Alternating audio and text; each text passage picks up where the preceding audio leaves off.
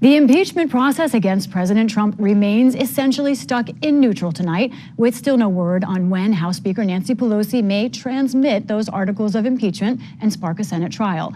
To make sense of the impasse between Speaker Pelosi and Leader McConnell, I'm joined by two Capitol Hill veterans who previously worked as their top aides. Nadeem Al-Shami was Pelosi's chief of staff from 2013 to 2017 when she was House Minority Leader. Stephen Law was McConnell's chief of staff from 1991 to 1996. That's before McConnell became Majority Leader in the Senate. Law currently runs the Senate Leadership Fund. Thank you, two chiefs of staff. No one knows these two leaders better.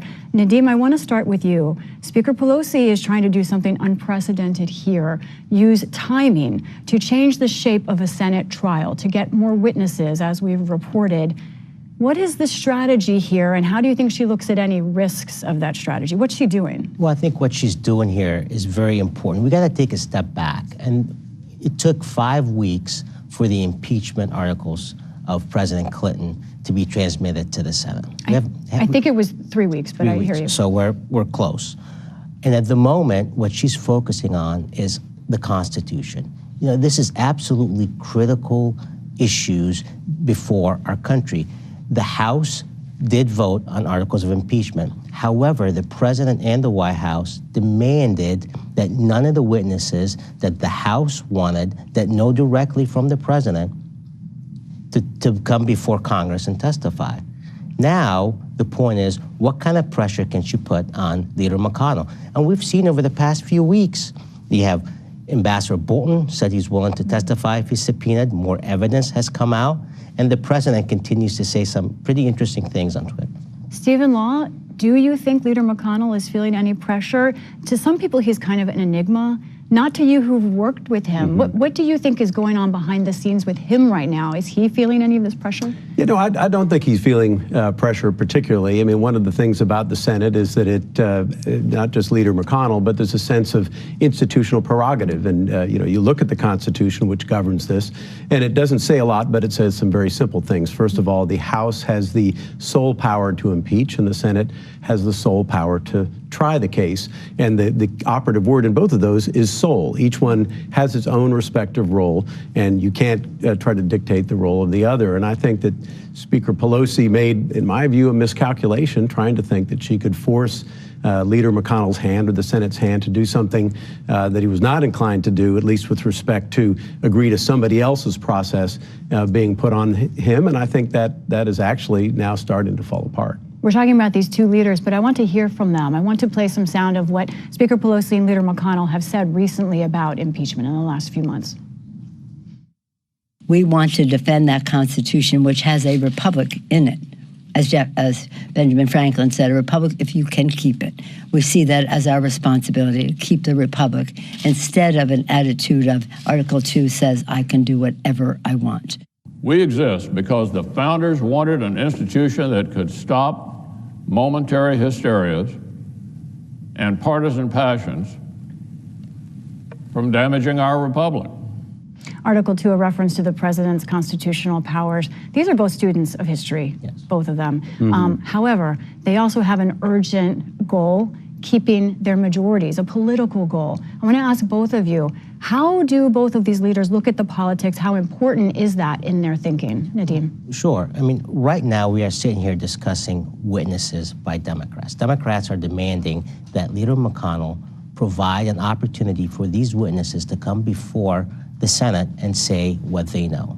But could Pelosi look like she's obstructing the process if she waits too long? And could that hurt some of her vulnerable Democrats? There's nothing in the Constitution, as my friend Stephen Law said here, that says that the House has to transmit these articles in a certain amount of time. So clearly, she is using this time to make the case. We are protecting the Constitution, we are protecting the institution, and we are trying to ensure that the American people actually get a chance to hear from those witnesses. Look, if I was Leader McConnell, I would think to myself, you know, I want to make sure that the president is fully exonerated. And I have the opportunity to bring before the Senate these witnesses who the president says will exonerate them fully. I would do it in a heartbeat. Stephen Law? Sure, a couple things on that. I mean, first of all, I think it's important to point out that the rules that are now likely to be adopted in the Senate to direct the trial are identical to the rules that were agreed upon on a unanimous and bipartisan basis to control the trial in the Senate of the impeachment of William Jefferson Clinton. And under those rules, there's no exclusion of additional evidence, no exclusion of seeing witnesses and taking their testimony, but it starts out on the front end with just receiving the articles and having the case presented by both sides. And then at that point, there's an opportunity, if it is deemed necessary by the Senate, to call witnesses to have additional testimony. So the idea that the Senate is against any potential for witnesses testifying is simply a construct of the other side. The key issue here is simply, does the Senate get to decide its rules versus others, thrusting that upon them? And do we have a procedure that works? I mean, and you asked a minute ago about the politics. I think most people outside of the hothouse that is Washington just are probably viewing impeachment as a piece of overchewed gum. They've heard about it for a long time. A lot of Democrats have been talking about it since the president was inaugurated, and I think they'd like a process that works expeditiously to bring this to whatever conclusion needs to be brought to. And I think the Speaker made a miscalculation, deciding to try this sort of a theatrical exercise. I'm going to hold back the articles of impeachment until I get what I want out of the Senate. And now that I think that's starting to fall apart, I think that move is starting to look smaller and more political than I think she wanted it to be. So much to talk about. We have just 1 minute left. Both of your former bosses are very good vote counters, and few people realize that they don't seem to crack the whip so much as they spend a lot of time knowing their members and working with their members. But clearly the votes right now, Nadeem, are not there to remove this president. And I want to ask both of you quickly, how much do you think this could impact the election in November? What's happening with impeachment now, briefly? I don't think they're thinking about how it's going to impact the election. I could tell you that for a fact. I think what they're thinking about is how this is going to impact a fair trial in the Senate. And that's why the Speaker did what she is continuing to do, making sure that the Senate has a trial that is fair, that presents all the evidence, and putting some pressure on Leader McConnell to move forward. Stephen? Yeah, I mean, it is partly my job to think about the political impact in the elections, and I do kind of doubt that impeachment is going to be the dominant issue in Senate elections next fall. But I do think they're going to be House members, Democrats who ran in districts that Trump won, who promised that they were going to try to work with this president, who are largely now going to be running mostly on impeachment. And for some of them, I think that's going to be a very difficult thing to explain to their constituents. We'll see. They're talking about other issues now, but I think we'll be talking about this more. Thank you, Nadeem El-Shami, Stephen Law. Appreciate it. Thanks so much.